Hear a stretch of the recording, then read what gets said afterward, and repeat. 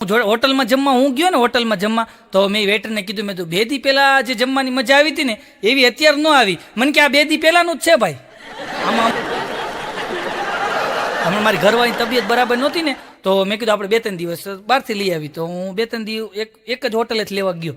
તો 3 દી લઈ આવ્યો ને પછી ચોથા દિવસે હું લેવા ગયો ને તો હોટલવાળો ભાઈ મને કહે તમને કંપનીવાળાએ ટી-શર્ટ નથી આપ્યું? મેં કીધું હું કોઈ ડિલિવરીવાળો નથી કીધું, હું કાંઈ આની ડિલિવરી નથી કરતો, કીધું કલાકાર છું. મને કે તમને જોઈને ગમે એ ભૂલ ખાઈ જાય છે ભાઈ. હમણાં ડિલિવરી મેનનું ઇન્ટરવ્યૂ હતું ને તો મારો ભાઈબંધ બાઘો પૂગી ગયો. બોલો એ કે આપણે ડિલિવરી મેનમાં રહેવું છે કે તો ત્યાં ગયો એટલે ઓલા સાહેબે પ્રશ્ન પૂછ્યો. એ કે તમારે ડિલિવરી મેન બનવું છે? બાઘો કે હા બનવું છે.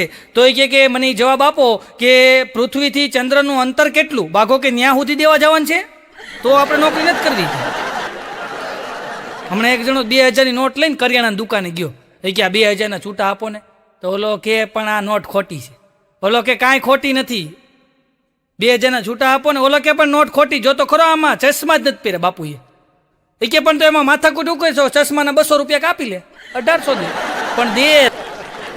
હમણાં સ્કૂલમાં સાહેબે એક છોકરાને ઉભો કર્યો, ઉભો થા, બોલ તારા બાપાના પેન્ટની અંદર જમણા ખિસ્સામાં 2000 હોય અને ડાબા ખિસ્સામાં 500 હોય તો કેટલા રૂપિયા થાય?